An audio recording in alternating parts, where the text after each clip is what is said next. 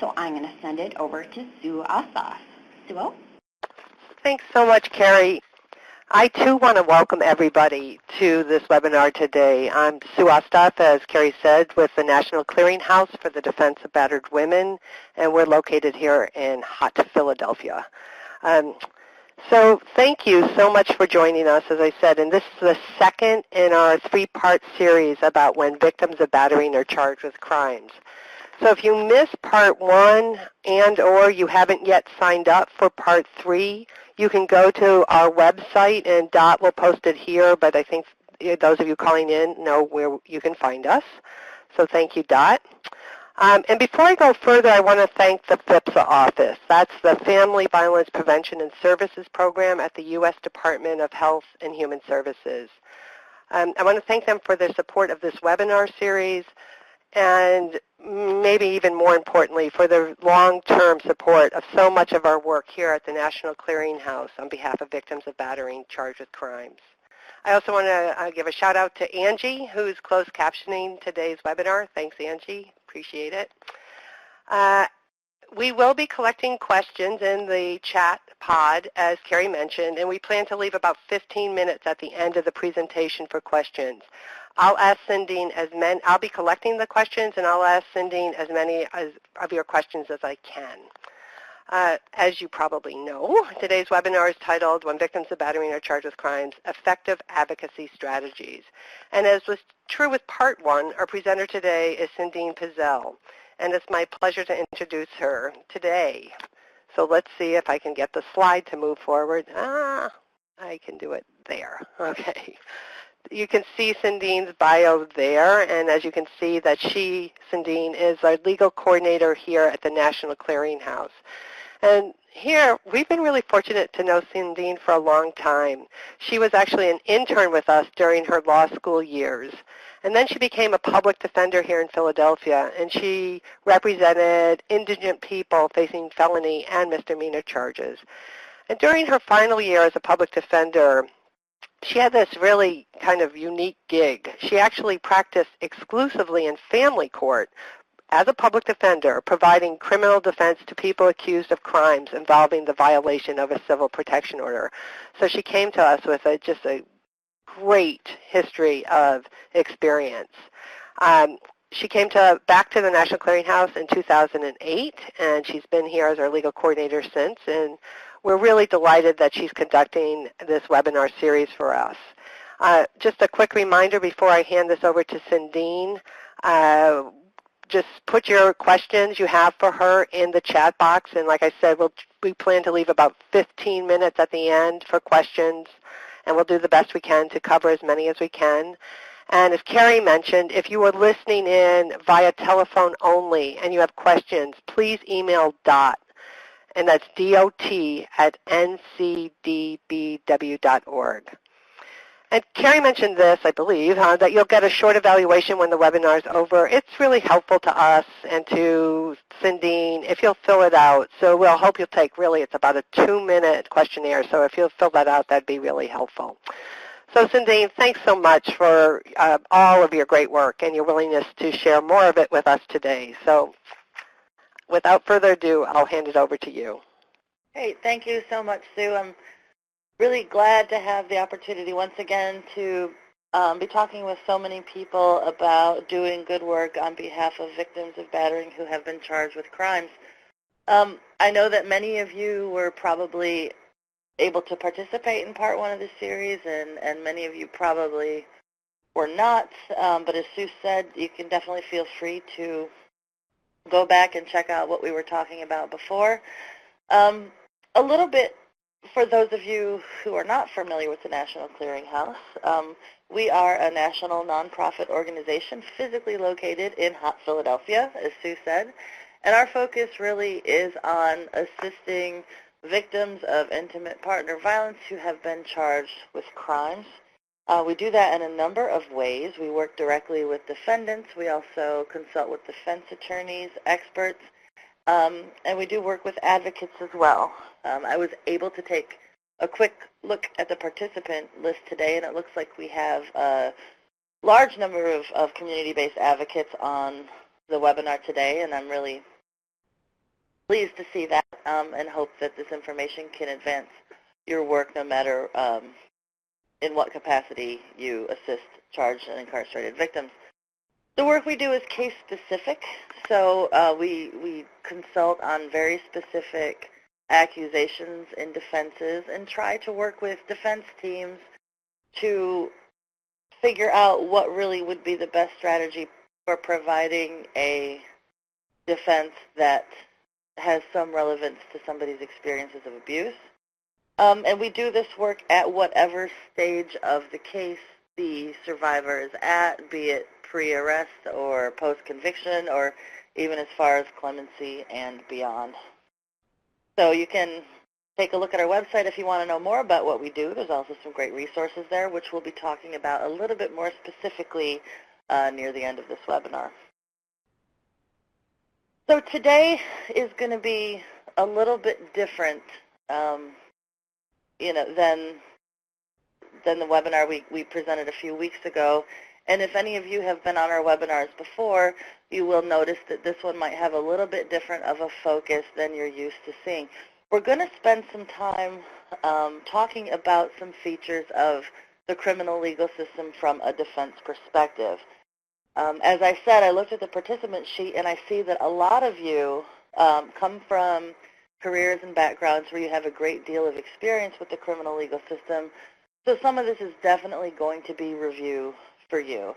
But I'll talk about why I'm even getting into it to hopefully add some grounding into why we're really including these building blocks before we go on to talking about concrete advocacy strategies for an effective response to victims of battering charged with crimes.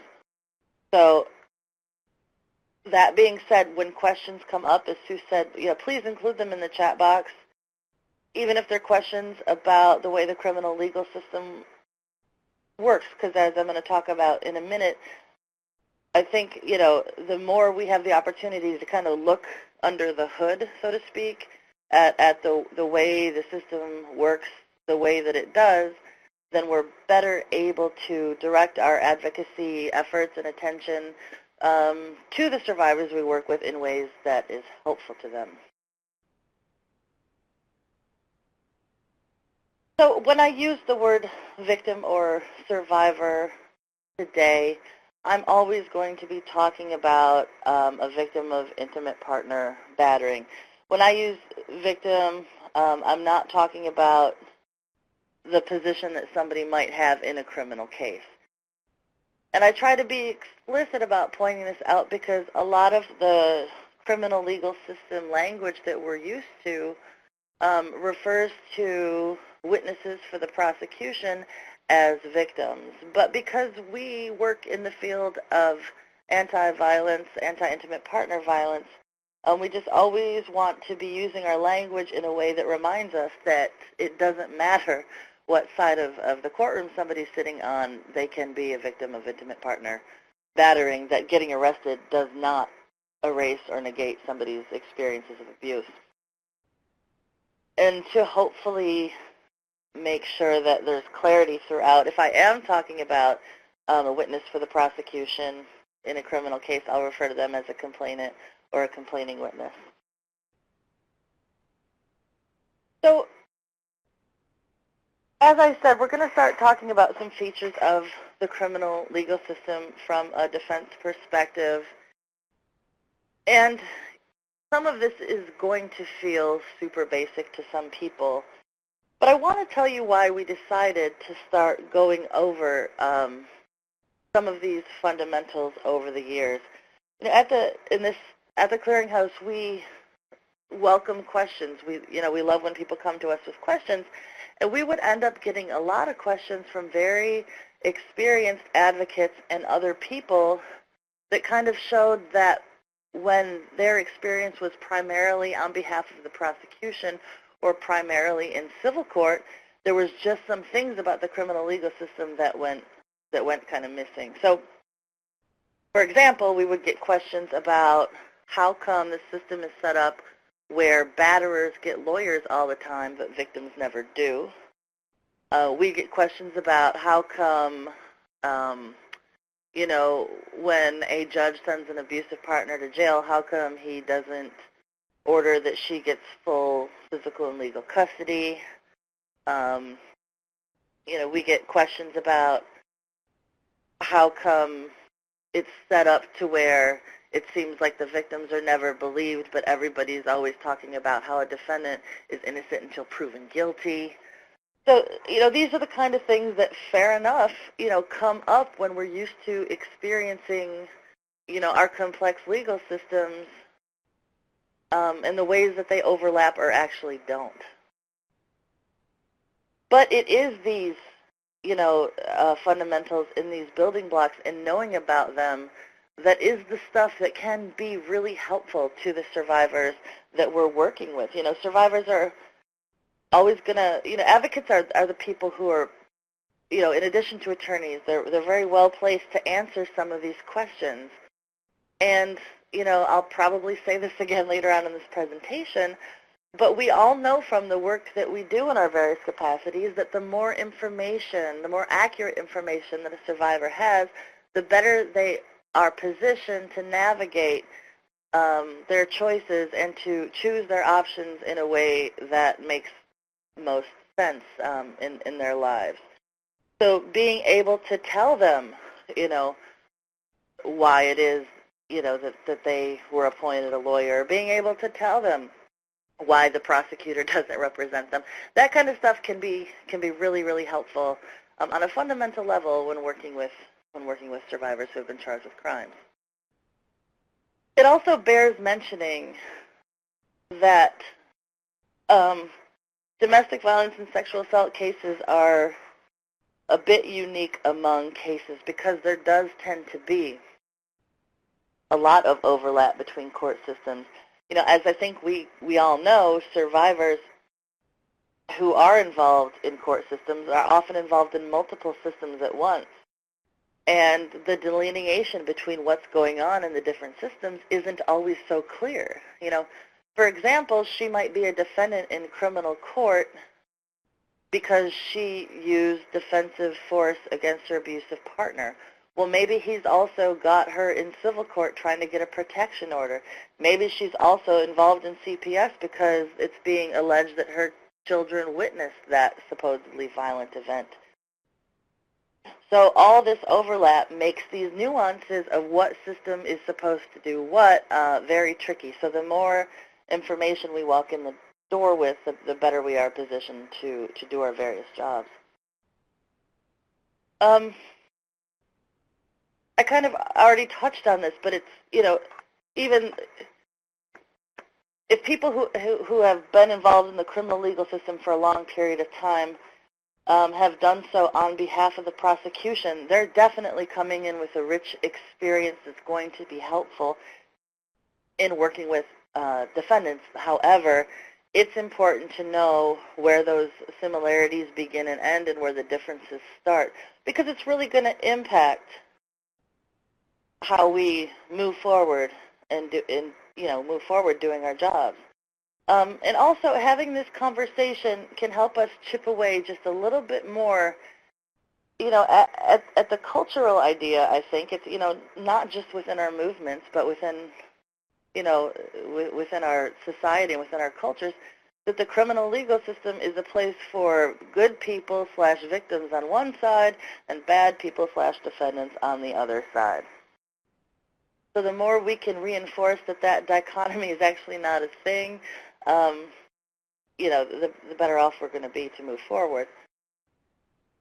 So we'll start with with a little bit of a no-brainer about what laws are. And laws are essentially rules, and I'm picturing the 166 some people on this call right now and wondering how many people are kind of rolling their eyes, but I am actually bringing this simple point up for a reason, because the criminal set of rules that we're talking about were originally designed to be rules that were deemed to help protect the public good, okay? And the idea is that there are certain things that people can do, such as using violence against one another, that is not just deemed to be harmful against that other person, but deemed to be harmful against the public as well. Criminal laws are in place to, direct the way that a society conducts itself and to impose sanctions for when a member of that society doesn't follow those strictures. I bring that up to say that criminal court is not about the person who was allegedly harmed versus the person who allegedly harmed them. It feels like that a lot of the time, and definitely some of the practical ramifications end up really looking like that, but criminal court wasn't designed for that. It was designed to hold people accountable for hurting the public at large. Okay? I hope that makes sense, and I welcome questions about it if people have them. So this is why when you, when you see a case caption, you're not going to see that it's person A against person B. It's always going to be some kind of government against some kind of person. Because we're talking about a government, a higher entity, something that's way bigger than just one individual, bringing accusations against one individual person or a few people, the way that that person is able to have their case decided is through the process of a trial. And again, I know this is really basic, but let's think for a second about what this means. It's that if a government accuses somebody of breaking one of these criminal laws or these rules, that person is entitled not to prove that they didn't do it in most circumstances, but to have the government prove that they, in fact, did do it. Okay? And I bring that up because we hear phrases all the time about burden of proof, about guilty beyond a reasonable doubt. And all that is to say is that no person, at least initially, when they're charged with a crime, has to show that they didn't do something. They might have to do that, eventually in the trial, but in the beginning, it's the government's job to prove that they did do it. And my slides are going nuts now. 1 second. Okay. So the system is set up to impose sanctions for people who have been found to have violated these rules. And this is kind of where the main feature of criminal court comes in. Unlike the way that a lot of our systems work, our systems that we share as a society, the criminal system gives different players the ability to strip freedom from the people that it finds have broken the laws.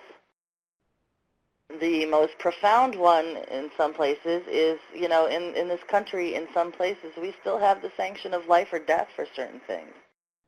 But short of that, we have incarceration, sometimes very long periods of incarceration. We have other restrictions on movement, such as, probation restrictions, house arrest, work release, that kind of thing.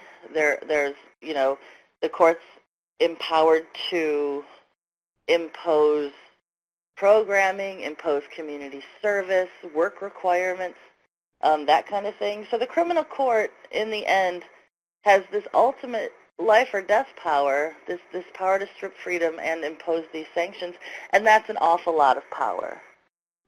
And being explicit about that, I think, it makes it a little bit easier to see why people who are accused of crimes are entitled to many of the things that they are entitled to, such as an attorney if they can't afford one, such as a trial where the government has to prove that they did what it is they're accusing of doing, such as the right to due process, which means you can't just fast forward past all these protections and put somebody in prison. You have to make sure that they, have that right to be heard if they want to be.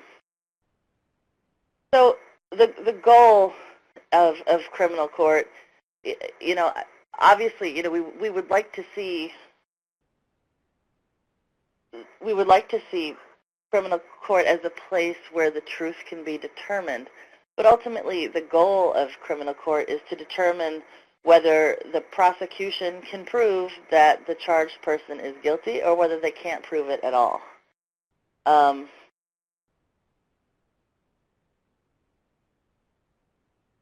except under certain circumstances, as I said, that's always going to be the prosecution's burden. So that's, that's why people who have been involved in criminal court, the prosecution might put up an entire case. The defendant doesn't present any evidence at all, and maybe, the court's able to come to some kind of decision. That's because the defense doesn't have to, okay? Can they? Sure, but it's not their burden to do so. So I talked about this before, but this is about a government versus a person. That's why you're always going to see state versus, or, Cherokee Nation versus, and not individual people's names. Prosecutors, they might be very fierce and strong advocates of the complaining witnesses that they are serving when they're prosecuting a defendant, but they're not their actual lawyer. And that's important because the prosecutor can, give the complaining witness as much deference as he or she wants to, but can ultimately make decisions contrary to what the complainant wants, because the complainant's really not a party in the case. The complainant's a witness in the case. Our Constitution gives indigent defendants a right to a free lawyer if they can't afford one, and people who are not indigent always have the right to bring one into court if that's what they want to do. And remember, for any of us that have any exposure to criminal court, there may or may not even be a complaining witness in the case. There's many situations, even in domestic violence cases, where cases can proceed without the participation of a complaining witness. So understanding that when we're serving victims, defendants, we're serving people against whom the full force of the government is coming up against them is just a piece of information that is going to help us make decisions about ways that we can do our job to best support the legal rights and options of the people that we are working with. And I know I talked about that's review for a lot of people. It's also a lot of information and a little bit of time for people.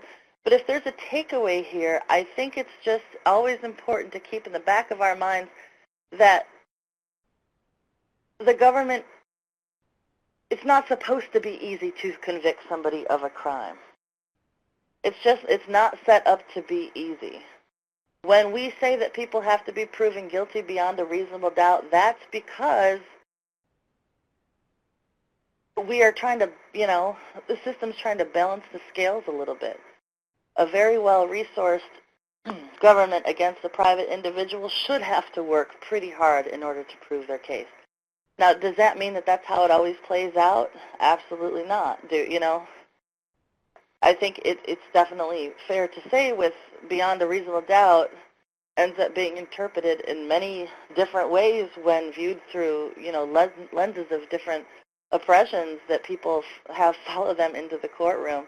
So somebody's, as a person of color who's also a defendant, somebody's beyond a reasonable doubt might look a lot different from that of a white defendant, But that's the kind of thing we always have to carry with us in every single piece of advocacy work that we do. So knowing the way that the system is supposed to work and, obviously recognizing how it doesn't always do that, both of those things are things that we need to hold simultaneously, I think. So from a lawyer's perspective, in terms of the representation of a victim of battering who has been charged with a crime, there's some fundamental questions that they're going to ask that are kind of going to dictate the way in which that defense attorney proceeds with the criminal case. One question that at least should be asked up front and then throughout the preparation process is whether there is a direct legal relationship between the abuse and the charged conduct. Is there a legal way to explain that the abuse that this person experienced led to them participating in whatever they were charged for? If the answer to that turns out to be no, is there any other ways that the dots between the abuse and the charge can be connected, and is there a way to bring that up to the benefit of the defendant? You know, once a lawyer has their head around whether or not that abuse is going to play a role in the criminal case and how, you know, that's going to, you know, write the story of their representation moving forward. But when we're talking about advocating on behalf of charged defendants, we don't really have to do that same analysis because, you know, we can be helpful with that analysis with defense attorneys for sure. As part of the legal team, advocates can absolutely help the defense attorney strategize about how to use those experiences of abuse in a criminal case. But merely in terms of doing advocacy work, we don't, you know, those dots don't necessarily have to be connected like that. Another way to say that is if advocates can't necessarily connect the dots between what somebody's accused of doing and their experiences of abuse, that doesn't lessen the extent to which that person is a battered person and the extent to which that person is deserving of and entitled to advocacy and support. Sometimes we're really going to know why somebody is accused of doing what they were accused of doing, and sometimes we're just not. So even in cases where that roadmap isn't so clear, the need for advocacy and support is still there, and it's still strong, and it's still deserved. So I've used the phrase defense-based advocacy a couple of times now, and I want to talk a little bit about what I mean by defense-based advocacy, or what we mean by it here at the National Clearinghouse. You know, first and foremost is doing work on behalf of charged, convicted, incarcerated victims. Okay, at its fundamental core, it's doing that work. But while doing that work, defense-based advocacy involves holding the fundamental belief that all people charged with crimes, victims, and everybody else are entitled to due process, and they're entitled to all the rights and protections guaranteed by the United States Constitution. In other words, to do defense-based advocacy correctly, it's important that advocates not do line drawing between, you know, good defendants, bad defendants, you know, good victims, bad victims, but understand that everybody who is accused of something holds the privilege and the right, not the privilege, but the right of these kind of constitutional protections. One of those most important protections that all charged people are entitled to is the presumption of innocence. That's another, I think, TV term that I think everybody thinks they know what it means. I think I know what it means, but then, you know, to really kind of break it down and look at it, what it's supposed to shield the defendant with versus the actual reality of the way that cases play out, I mean, it's kind of a startling contrast. You know, a person might be arrested. They might receive an indictment with 45 really heinous charges on it. They might be given a $100,000 bond. They might be, you know, given all kinds of pretrial restrictions about what they can and cannot do. But all that time, under the eyes of the law, that person is innocent of whatever it is they're accused of doing.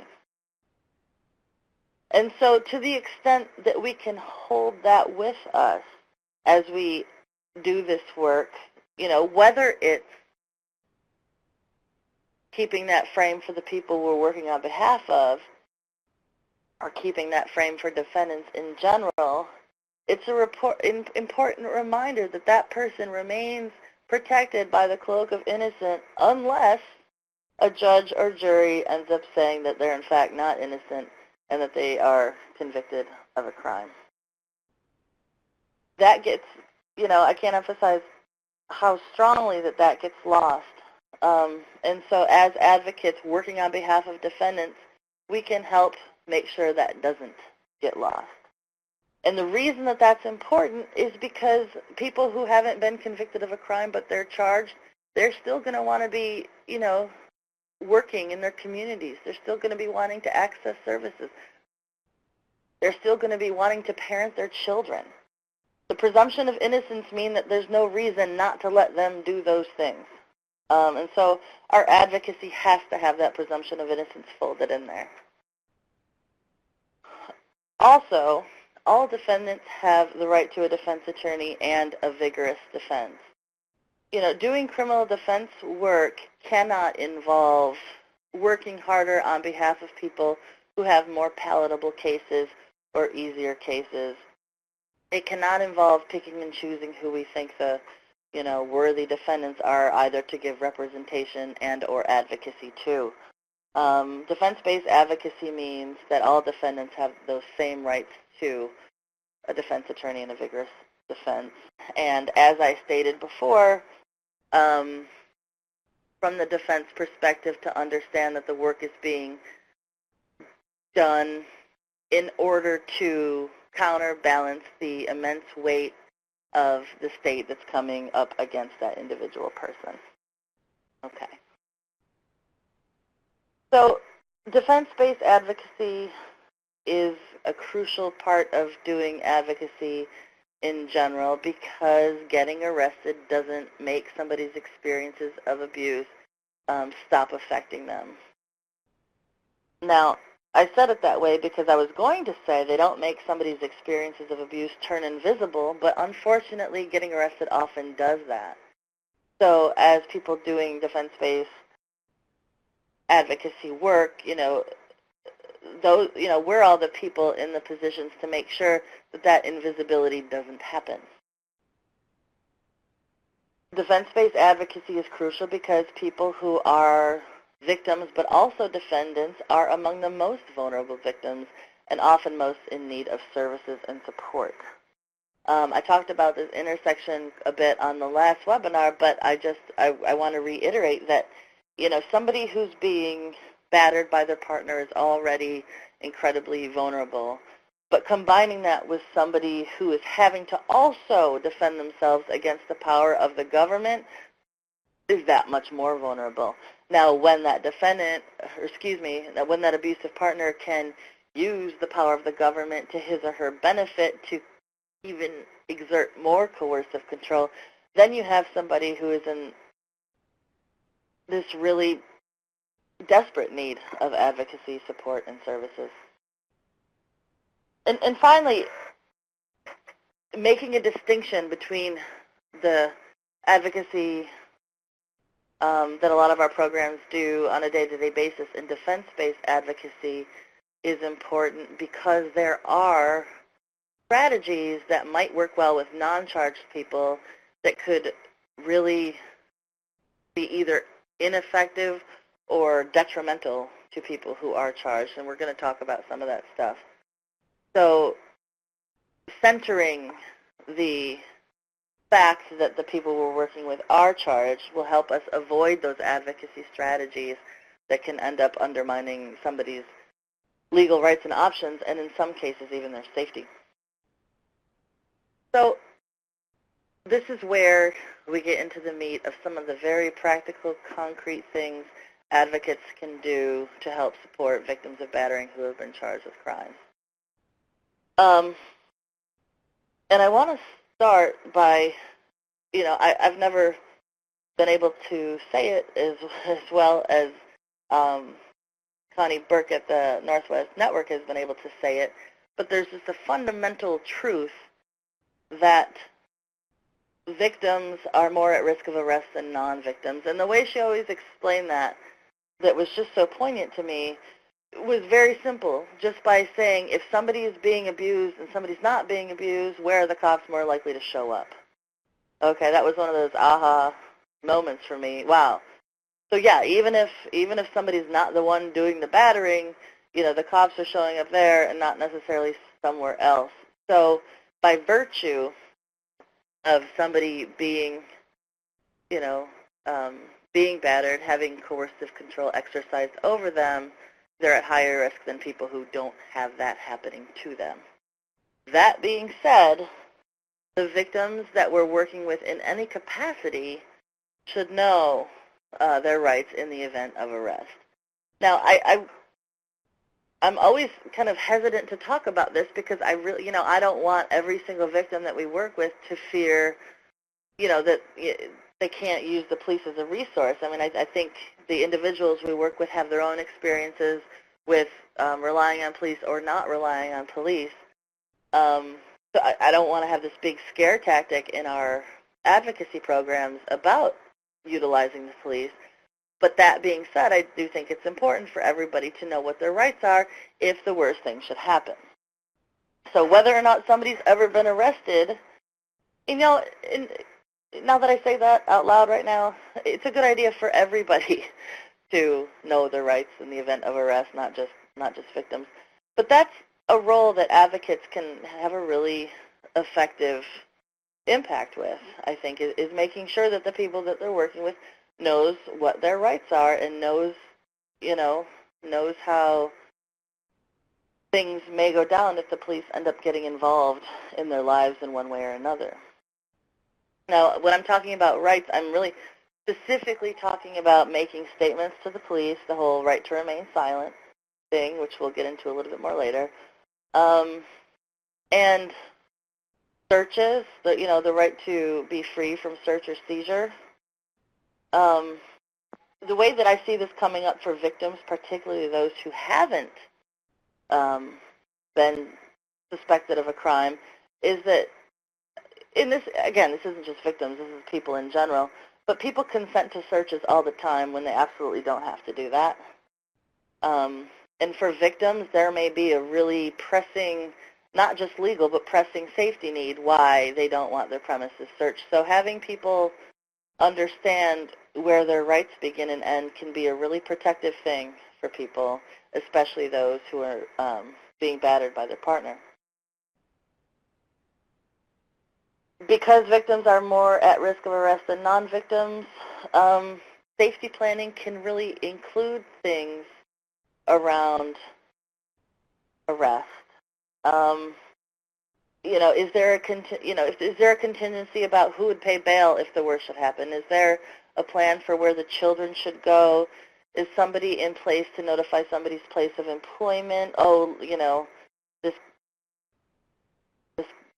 This guy kept threatening to get this woman locked up, and he finally succeeded, and so she might be a couple days out of work, that kind of thing. All this stuff can be rolled into a safety plan, remembering that, the risks to this woman come from her abusive partner, but they can also come from the system as well.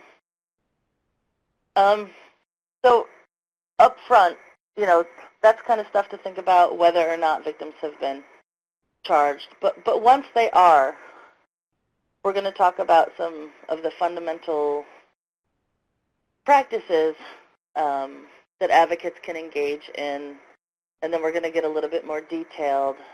But the first two we're going to start with, we're going to start there because they're probably the most fundamental in terms of making sure that our advocacy strategies are not harmful. And the first thing to do is to make sure that when we are talking to defendants, we do not talk about their criminal cases. We do not talk about the facts that gave rise to them being charged. I know that a lot of advocates on this call are from states that have really solid confidentiality laws, but we also know that those protections can get pierced all the time, and the best way to be protective of a defendant's legal rights and options is to just make sure that that conversation doesn't even happen. Now, that is can be a really hard pill to swallow for advocates who, obviously let the survivor lead the charge on what they want to talk about and what they don't want to talk about. But there's ways that we can prevent this conversation from happening, and we do it here at the National Clearinghouse all the time. If somebody really wants to talk about what gave rise to them being charged, we can, try to stop them and say that we care very much about what they have to say, but we also care about what happens to them, and we want to be protective of them. And, I mean, the fact of the matter is that the reason we need to be so careful here is because it's absolutely true, what we hear on TV all the time, in that what a defendant says can and will be used against her in criminal court. I know that that sounds alarmist for a lot of people, or an exaggeration or something, but it's just absolutely true that whatever a defendant says to somebody can be used against her in the prosecution of her when she does go to trial. Now, advocates never want to be in the position to become witnesses, and that's especially true if those witnesses are intended to testify against those survivors. But it's not just about, whether or not somebody is telling the truth, because we know that a statement that looks slightly different from another statement can be twisted in ways to make it look like somebody's more culpable than they are for something. So the less a defendant says, the better. I mean, that's almost always true. What probably is always true is that the less a defendant says without guidance of his or her lawyer is always going to be better. So it's not just advocates avoiding this particular area of conversation that's important. Advocates can take it a step farther and make why it is that they shouldn't be sharing their stories with anybody besides their defense attorney. And I'll give you some examples about why that can be such a crucial advocacy point and why it can be so helpful for advocates to, reinforce that as often as they can. I think one way that we have seen survivors that we work with become empowered is by telling their story. And, if a survivor doesn't have any experience as a defendant, why would that empowerment not also include telling details of the facts for which they're charged? Advocates can tell them exactly why. We worked on a case here at the clearinghouse where a survivor's best friend was called by the prosecution to testify against her because whatever the survivor had told that best friend was different than, or supposedly different anyway, than what they had told the detective earlier on in the case. How did the prosecution find out about the best friend? The abusive partner. But it could happen in any number of ways, of course. When prosecutors' offices have enough resources to do thorough investigation of the cases they're putting forward, they will send investigators out into the community, and all those times that the defendant has told her story to all those people are all, potential landmines of those words being used against her, because they're always going to be admissible. And, even innocuous differences make somebody look like a liar, and as soon as somebody's disbelieved in court, obviously the deck is severely stacked against them. So I don't want to put too fine a point on it, but it's very important just to make sure we avoid talking about the facts of a case with defendants, but taking it further and talking with them about keeping the details between them and their attorney can really make a difference in the outcome of somebody's criminal case. That doesn't mean that advocates can't talk about anything. The experiences of abuse that don't involve that particular incident, certainly an advocate can talk about those things. Advocates can also talk about the legal process in the community, do the same, offer the kind of support and information that they would have offered with anybody seeking services. Do that safety planning we were talking about before, and we'll get into again, around child care and contingency plans and bail money and all that kind of stuff. But I want to go back for a minute to this idea of explaining the legal process in your community from a defense-based perspective. It's a kind of an easy one to gloss over because, of course, an advocate's job is, to the extent that they have information, they share it with the people that they're working with. That's a no-brainer. But having, as a defendant, particularly somebody who's never been a defendant before, knowing what it's going to look like when they walk through those courtroom doors can be the thing that takes somebody's anxiety from an 8 down to a 3, at least in terms of the way that they're dealing with the criminal court process.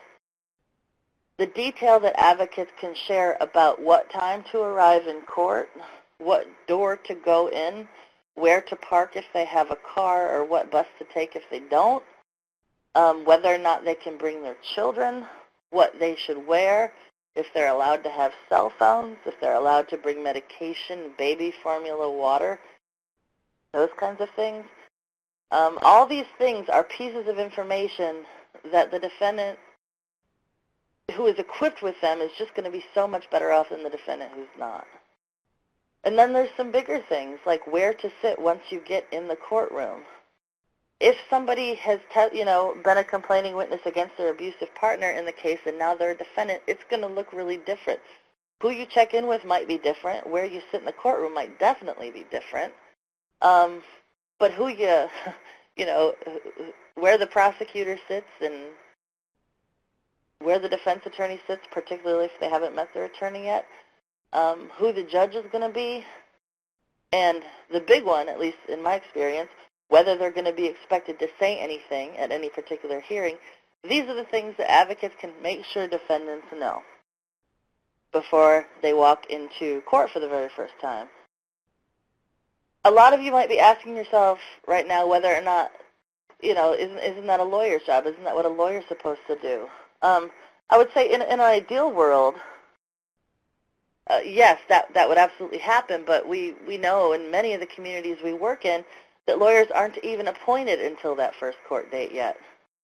So none of this stuff that I'm talking about, these nuts and bolts, is giving legal advice. This is giving practical information to defendants so they can walk in a lot more equipped.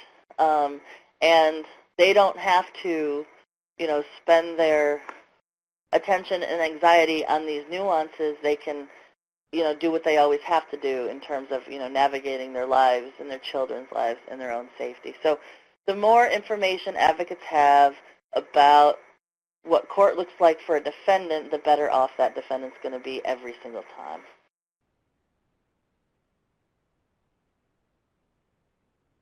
So we talked about encouraging defendants not to share what happened that gave rise to the criminal case with other people in their lives. But it's also important to make sure that conversation includes not talking with the prosecutor without having her defense attorney on board. And this isn't just for defendants. This is with people who are also working on behalf of defendants, whether that's advocates or family members or whomever. This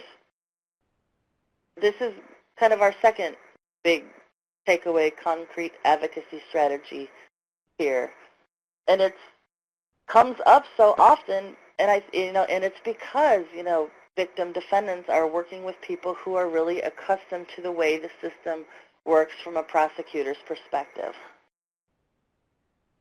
We'll give some examples in a minute, but it's just important that if part of the defense strategy is going to be to try to work with the prosecutor pre-trial, that might be something that's very advisable and very effective and ultimately successful, but the defense attorney absolutely has to be a part of that conversation.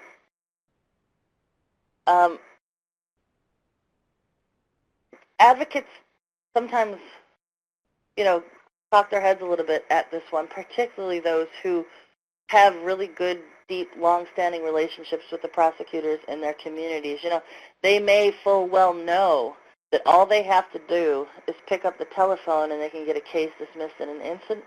In an instant, it's kind of argue against not going ahead and doing that. But unfortunately, it just isn't always going to work that way. Do we want to get battered defendants out of the system as quickly as possible? We absolutely do. But what we don't want to do is anything that could jeopardize or worsen the outcome of a case. And there's a lot of ways that could go down. And like I said, I do have some examples for you. But, as soon as a advocate goes to a prosecutor and shares why they believe that case should be dropped or whatever the case may be, that advocate is necessarily in the position of giving information. And sometimes that information is just going to be downright harmful. Another thing that could happen is that there may have already been a defense strategy in play, and whatever it is that is happening without the defense attorney can undermine that strategy that's already in play. And then, there's a broader sort of practice issue that arises around whether we want to, participate in systems that allow for cases to be dropped on the advocate's say-so. And I'm not saying advocates aren't going to be the best positioned people to know which cases should probably be tossed and which shouldn't. But the problem with that is that the advocates aren't always going to know who the victims are and who there's not. And in fact, we know that it's the most marginalized victims who often don't access our services. And so taking some cases to the prosecutor, not taking other cases to the prosecutor, means that we are, using this power of our relationship with the prosecutors in ways that can, really leave behind some of the people who may need our assistance most. So I said that I'd give some examples about what can happen if going to the prosecutor without the defense attorney on board. I always remember this case that I had when I was a public defender. And it was, I represented a man who was battered by his male partner. There was quite a history there. And there was an incident where my client punched his abuser in the face in self-defense after he was being beaten up in one of our parks here in Philadelphia. So that happened. Nobody called the police at that time, but after a couple of weeks of the abusive partner threatening to go to the police, in order to get the victim to do what he wanted him to do, the abusive partner did finally call the police, made a police report, and talked about being assaulted by my client in the park. So I had enough information to know that there was an incident in the park and it was self-defense. But had his advocate gone to the prosecutor and said, that punch in the face, that was self-defense, that would have completely undermined my defense strategy because I actually had an alibi witness. And the reason I had an alibi witness is because the complaining witness was trying to make his story look a little bit better by saying that the incident happened much more recently than it had. So he told the prosecutor the wrong dates of the incident. And so I was able to bring in my client's boss to give an alibi statement saying that when the incident occurred, my client was at work. So had that not happened, had the prosecutor heard from the advocate first, they would have amended the complaint and prosecuted my client, and who knows if I would have won. But because that didn't happen, we were able to succeed with the alibi defense. So, that could have been detrimental had his advocate taken the self-defense story without my knowledge to the prosecutor. Another thing that we've seen is where advocates talk to prosecutors, particularly about self-defense situation, and that changes the prosecutor's strategy because, they'd already met the complainant, decided they were a liar or a creep or something else, and were going to throw the case out. But telling the prosecutor the self-defense story confirms that an incident did in fact happen. And at that point, some prosecutors are going to be more inclined to let a judge or jury figure it out rather than dispose of it. So just making sure that, I'm not saying never go to the prosecutor, but to the extent the defense attorney, can be fully apprised of what's happening and, more importantly, fully on board with what's happening, that's the only real appropriate time for this particular strategy to be used. Otherwise, we could really jeopardize our clients' legal rights and options. As I mentioned a while back, we when we see, battered defendants coming through the criminal legal system, what we often find is that they're involved in other systems as well. And advocates are the key point person for making sure that conversations that need to happen are in fact happening. It's absolutely crucial that, civil attorneys and defense attorneys are in contact with one another and know what's going on with one another. And advocates are the people who can do their best, at least, to make sure that these conversations are happening. I can't tell you how many times as a public defender I didn't even know that there was a civil case going on. I mean, even in cases where I remembered to ask my clients that, which I would hope is most cases, civil, criminal, dependency, whatever, immigration, all these court systems are really confusing, and my clients may or may not know that the protection order thing they're doing is actually a different court system, so they might tell me, no, they don't have any civil cases, when in fact they do. But to the extent that those defendants had advocates who could be telling me, oh yes, there's also a protection order, this is what's going on with that, that can be crucial. Oh, here's the civil attorney's phone number, then conversations could happen that make sure that I, as a defense attorney, can move forward with the criminal case in a way that doesn't jeopardize that protection order case and vice versa. And that's important because of the right to remain silent. If somebody's in, this is a whole different webinar for sure, and we're going to be talking about it a lot more in part 3 of this series. But as I said before, what people say can and will be used against them in court. In most cases, what is said in civil court can be used against somebody in criminal court too. So advocates can make sure that lawyers have conversations with each other to make sure that harmful things don't happen if they can be avoided, such as the defendant giving a statement in civil court that gets used against them in criminal court.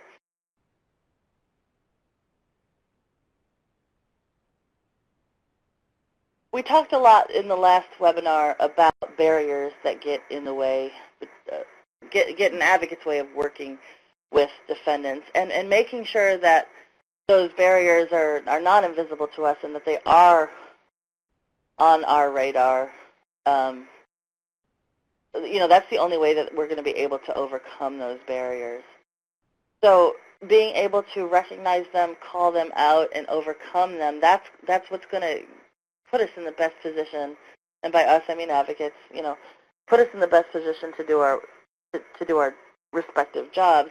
And understanding ways that are, that people's jobs as advocates and people's jobs as defense attorneys are similar and different are going to allow those relationships to be even more concrete and sealed and move forward in a helpful way. So, and what I mean by that is, lawyers, defense lawyers, absolutely have to understand what advocates can and can't do, and advocates absolutely need to understand what attorneys can and can't do. I know there's a lot of shoulds in there as well, but the whole idea of having reasonable expectations of one another is just going to foster better working relationships. So, for example, without additional information, a defense attorney might believe that an advocate's main role is as someone who can come into court and testify on behalf of the defendant. Well, advocates can make sure they know that that's not, in fact, their main role, that that's not their role at all, and explain what their role is, and help the defense attorney understand the many ways in which letting the advocate do her or his job can actually make the defense attorney's job better, because their client will be in a better position to participate in their own defense. And at the same time, for advocates to be able to understand that defense attorneys, for the most part, especially public defenders, especially court-appointed attorneys, their job is to make sure that all of their clients, even the ones accused of battering their partners, even the ones accused of doing horrible things, their job is to give them a vigorous and zealous defense in order to make sure that those scales are a little bit better balanced against the power of the state. So with advocates and attorneys recognizing this about one another, they can understand and appreciate their shared goals a little bit better of helping a battered defendant achieve safety and justice. There's a lot of ways that this can happen. I know probably the most common creation of relationships that we've seen at the clearinghouse has happened because an advocate and a defense attorney have worked on an individual case with one another. And that's certainly an effective way to do it, but there's definitely more proactive things we can do. One of them is cross-training opportunities with advocacy programs, state coalitions, and public defenders' offices. I know there's several people on this webinar now who have done that very thing, so that's fantastic. Making relationships with public defenders, social workers can be huge too. Even if there isn't always the opportunity for interaction with public defenders and defense attorneys, there's social workers who work in those offices, in the offices lucky enough to have them, might have a role that overlaps with an advocate's a little bit more often. So, if social workers and advocates are aware of the same community programs or are accompanying defendants to, similar appointments and that kind of thing, there can really be these opportunities to form these kind of relationships from that angle. In communities with CCRs, we see CCRs having participants from community-based advocacy programs, police, prosecutors, corrections, healthcare, everything else. But we don't see defense attorneys as much as we really would love to see them. And for communities that do have that defense perspective on their CCR, that defense perspective can really be used in a way to make sure that the work is being inclusive of people who are charged with crimes and not just people who are complaining witnesses in a particular community. I've said recognizing shared goals and values a couple different times now, but it's valuable, I think, to say out loud what some of those shared goals and values are. And first is the notion of justice, right? Community-based advocates and defense attorneys absolutely share the goal of helping the victim defendant achieve justice. And there's different parts that they have to play in making sure, or trying to make sure that result happens, but that's absolutely a shared value. Safety is a shared value too. Advocates work with their clients to achieve safety from numerous risks, not just their abusive partner, right, but harmful systems and harmful influences, that might be there in communities. Defense attorneys do the same thing. They're absolutely trying to shield their clients from harm, and whether it's harm from the system or whomever, that's a shared value.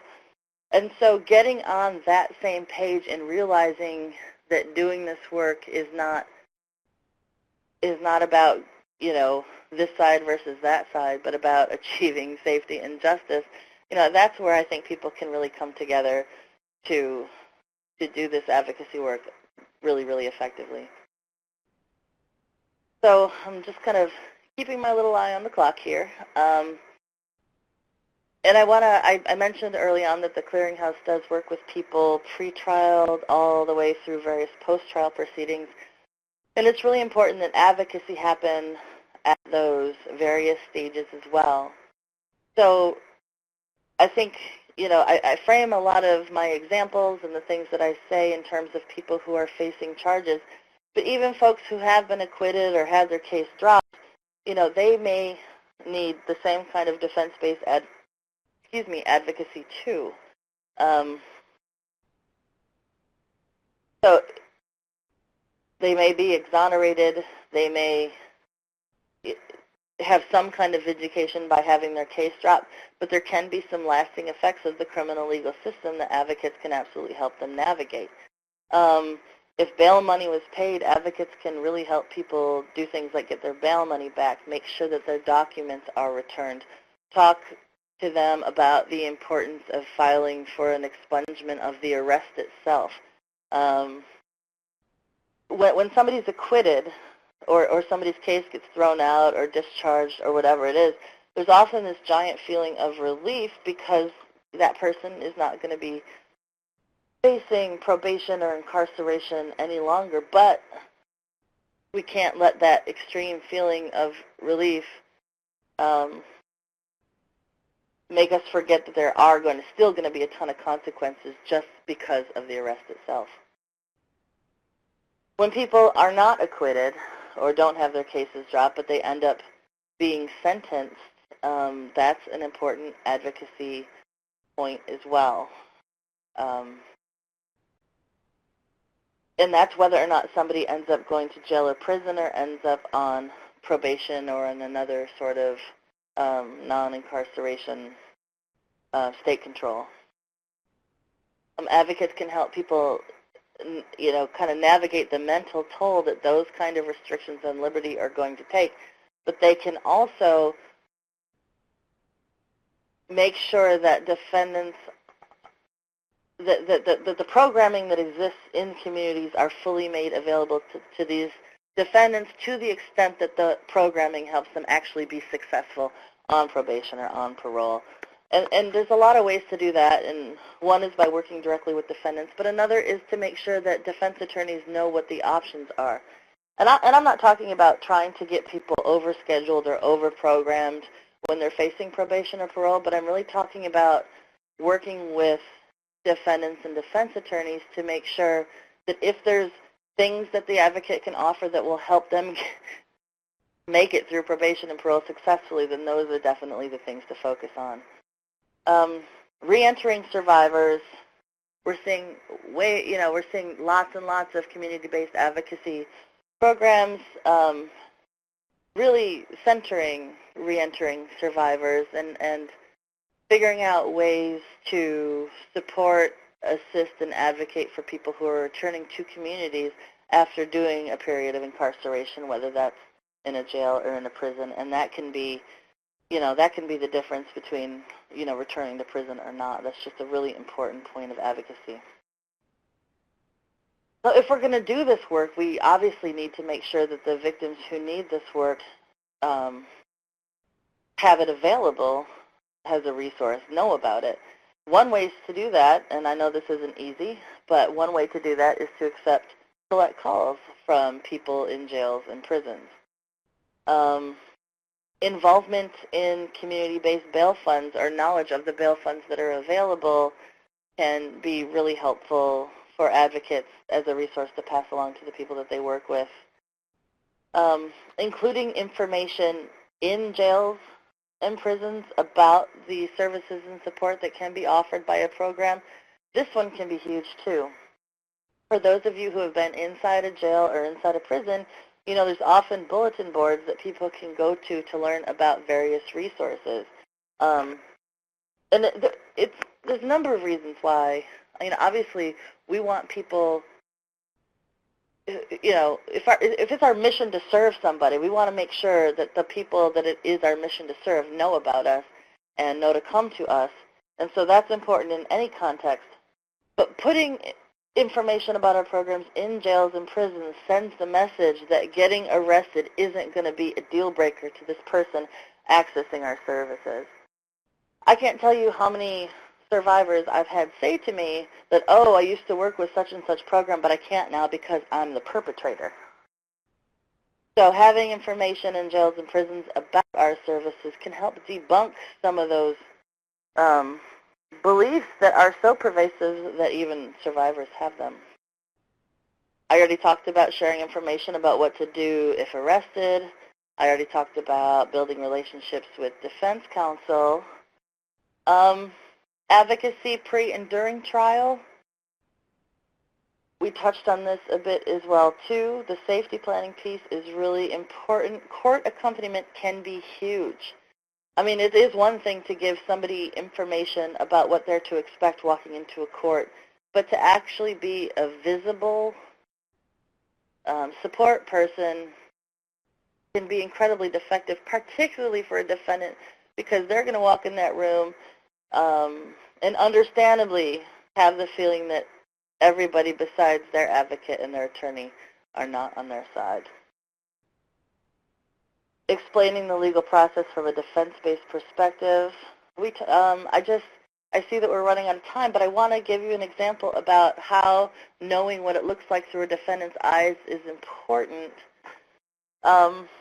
Consider that you have a complainant who asks you what's going to happen if she doesn't appear for her abusive partner's preliminary hearing the next day. Depending on the community that you're from, you might say, well, the prosecutor will call you, you'll get another subpoena, the case will be continued, the case will get thrown out, whatever it is. If this is a defendant that you're talking to, none of those answers are going to be the correct answer. The correct answer is going to be, well, you'll most likely get a bench warrant. Okay? So knowing that not everything that we've done on behalf of complainants is transferable is crucial, and knowing what it looks like from a defense-based perspective is really, really important too. Sue, I just want to, there's a lot more to talk about here, but I'm going to fast forward a bit because I really want to make sure that people know about this resource that is linked in your web links to the right of the PowerPoint there, and is on the slide here, and is also available on our website. And it's this toolkit that was written by our director, who you heard from earlier today, Sue Osthoff, and a consultant that we work with, Jane Sadusky. And this is a really rich and detailed and valuable tool that can really help advocates and other stakeholders in communities figure out creative and effective strategies to support battered defendants in their community. There's resources, there's information in there, there's a data collection workbook in there, and I just encourage everybody to pull this resource and take a look at it and find out ways that it can be useful to you in your different communities. And reach out to us if you're working with a victim defendant. If you don't get your question answered here today, or it doesn't occur to you until later on, reach out to us. We want to help. We want to help you whether you're working with a specific defendant or whether you have questions about advocacy practice in general or whatever it is. I really, we're here. We exist because, because we're here to help you, and I just invite everybody to please take advantage of that. I'd be delighted to hear from any of you. Sue? Thanks, Cindene. That's a lot of information in a short period of time. So, not surprisingly, a bunch of the questions came up about confidentiality and about having cases in both criminal and civil courts. So let me see if I can I try to group these. So I think you did answer this. Are you discouraging advocates from hearing the survivor-defendant story as a strategy that best serves the survivor-defendant? Does the court acknowledge privilege between the advocate and the survivor-defendant? And then more specifically, somebody from Missouri talked about their specific confidentiality statute. And she said that many women who enter our shelter are required to tell us about the most recent incident, which, if they are defendants, are the events that are directly related to the case. And the statute is a strong statute, and it says, do you think that that the specification that shelter advocates and volunteers shall, quote, be incompetent to testify concerning any confidential information, unquote, allows us to be able to talk to the defendant survivors about their case. And then she went on and added, parenthetically, in an emotional support function. Those are really good and really complicated questions, and I'll say a couple of things. One is that, even in states with really strong statutes, sometimes we see an attorney's subpoena power and argument before a judge override those. You know, judges can sometimes find, whether it's legal or whether it's not, that disclosure of certain information is in furtherance of due process, especially if a defendant is looking for it, quite frankly, and can order those records to be disclosed. Is that going to happen every time? Probably not. But I'm also concerned about cases where there is, this hopefully doesn't come up a lot, but suppose for a minute that there is a role that a person from a program has to play as a witness in a defendant's case. Whether maybe the defense has to present lay evidence that their client was battered, and the only way to do that is unfortunately by presenting records from a program. Well, the prosecutor is going to have a really good argument that they're not, that they don't want just some of those records, the attendance records, that they want all of the records. And so that by just trying to present some of it, the defense is having their cake and eating it too, and that they're entitled to receive all of it. And so I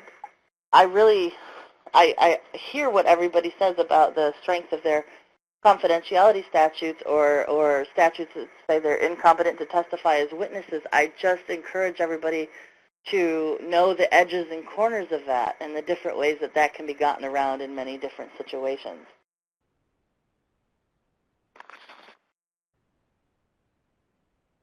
That's really helpful, Cindene. Thanks. And then some of the questions that sort of clustered around the issue about what happens in one court can get pulled into another court was what a survivor shares in civil court in regards to family court regarding a divorce. So I guess what a survivor shares in family court regarding a divorce or says during a protection hearing, may that be used in a criminal court? Yeah. Yes, the answer is yes. Well, the answer is most of the time. I guess the answer is not a solid yes.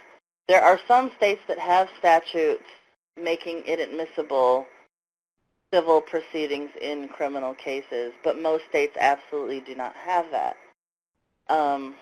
So yeah, whatever a survivor says in court, particularly if it's put on the record, is something that can then be admissible in criminal court unless there's some kind of court order saying otherwise. And another participant says, yes, it can be. In my cases, the attorneys have recorded survivor testimony. Oh, boy. Yeah. Another question sort of on the same topic is similar, but what about testimony in a child protection hearing and trials? Okay. Child protection hearings and trials are slightly different in that they tend to be closed proceedings. However, that does not mean that they're confidential proceedings. For example, say somebody has a child, some kind of dependency hearing, and then that gets appealed. Well, the transcript is going to be ordered and sent to the superior court because the judges or the court's going to need that transcript to, understand the issues being raised on appeal. Now that transcript's public information, and it can be used against the criminal defendant. So yeah, even though they're closed proceedings, it's important to be careful in those instances too. Absolutely. Thank you. Question, would accompany a victim to court open up advocates to be subpoenaed by the prosecution was the question, and then somebody weighed in, Kayla weighed in, that they had one of, in her community, an advocate went to court with a client for support, and the abuser's defense attorney requested the judge to have her testify. She was not subpoenaed before that, and the judge agreed, had her sworn in on the spot, and she had to testify. Well, that's obviously that's appalling, and that's awful. And I guess that's another one of the instances where really knowing your community and what can happen is particularly crucial. But I think in most places, court accompaniment alone isn't going to give a prosecutor enough information to subpoena anything. I mean, I hate that an advocacy program would have to waste its resources trying to quash a subpoena that's based only on court accompaniment, but I suppose that could happen. But this is where, making sure that we never have that conversation about the incident for which the person got charged. And if we did, we certainly didn't write it down. That's where it can become 100%, more crucial. So I'm appalled that happened. And, I mean, there's unfortunately, we're all going to have horror stories like that, but I can't imagine in most communities that court accompaniment is going to give rise to the advocate actually having to get on the stand and testify. And if that seems to be a hazard for survivors in your communities, maybe figuring out other ways to have them supported in court can be crucial. Such as making sure that... Oh, sorry. I was just going to say, such as making sure that other support people, maybe like family members, have rides and that kind of thing. And Kellen, maybe you can say what she was asked to testify about. That just might be helpful to hear, although it may scare people more. So maybe not. A question, Cindene, have you seen any of these matters change when a city or county is using lethality assessment programs? I don't understand the question. I'm sorry. Stephanie, I think the answer is we don't have that information. It's about so we don't have that information. So we should talk to you further about different communities that have the LAP, and then we can get back to you. Yeah. Okay, got it. Lisa asked, can you, the National Clearinghouse, I clarified with her, assist active duty military defendants? Yeah, we can do that. Right? I mean, yes, absolutely. Yeah, we're happy to work with defendants and their assigned attorneys. Absolutely. So, yeah, we can do that. Let's see. You talked about earlier about knowing your rights, how important that is. Yeah. Do you have suggestions for people on the webinar about where to get good information about know your rights? Well, yeah, I think really good places to start are the ACLU's website, and I would actually encourage people to specifically go to their state-based ACLU offices' websites, or if they're in a bigger city, then their city websites, and start there. Most of them actually have resources that can be printed out that explain what somebody's rights are. The National Lawyers Guild is another organization that makes copies of defendants' rights available in multiple languages, so that can be really helpful too. And often, sometimes local criminal defense bars will have that information available to people as resources. Looking, yeah, and thank you, Dot, for posting that. I think those are great suggestions for sure. Another question that was asked was, do you suggest that DV shelters work with county reentry coalitions? And I didn't think we'd have time to ask it, so I answered it online and said yes. Good. Absolutely. And this is going to be the last question we're going to have time for, is do you have any advice on advocating for clients where both parties were arrested during the incident? Where both parties were arrested during the incident. I mean, there's a little more of the question, Cindene. The client is facing a misdemeanor case with the city, and her abuser has a felony case with the county from the same incident. Curious about how to advocate for her as the victim in one case without incriminating herself in her own case. Yeah, no, I think that's a really good question, and I think the most fundamental way to avoid her incriminating herself is just to make sure that the advocacy activities stay away from the details of the incident that gave rise to the charges. So in that particular case, it wouldn't just be, I was going to say it wouldn't just be about the defendant's recitation of what happened, but I mean, it would be about, yeah, let me just back up and say to stay, you know, like I talked about before, staying away from the facts of the case. And I want, you know, while I'm just kind of, my brain is getting ahead of my mouth at this point, but when I say that, I'm not talking necessarily about what somebody is accused of doing. If there's a police report accusing somebody of something, that's public information. When I talk about staying away from the facts of the case, what I mean is having a defendant talk about what actually happened. That's the important point to stay away from. And so being really careful to navigate advocacy in a way that completely avoids mention of what happened, and in this circumstance, even what happened to them, is the way to, I think, avoid incrimination. Does that make sense? Yes. Okay. So I'm cognizant of the time, so we're going to need to close this one down. That was, like I said earlier, that was a huge amount of information. So, Cindene, thank you for sharing it all. Any final words, Cindene, before we sign off today?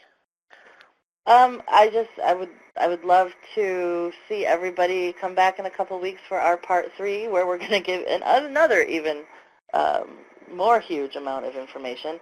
And also to thank everybody for taking time on this Wednesday afternoon to spend time with us and learn more about this important topic. And I'm just really excited that so many people are interested in this work.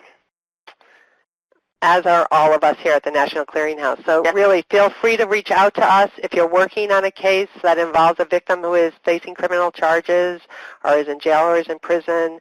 You can call us. We'll do what we can to work with you and work with the person's defense attorney. Thank you, Dot, for putting up the phone numbers. So thank you for joining us on this webinar.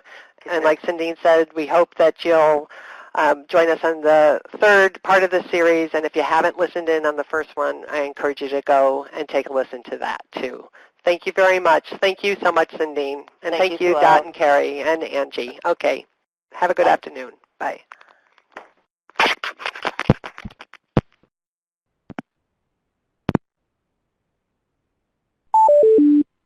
Conference will automatically end in 60 seconds.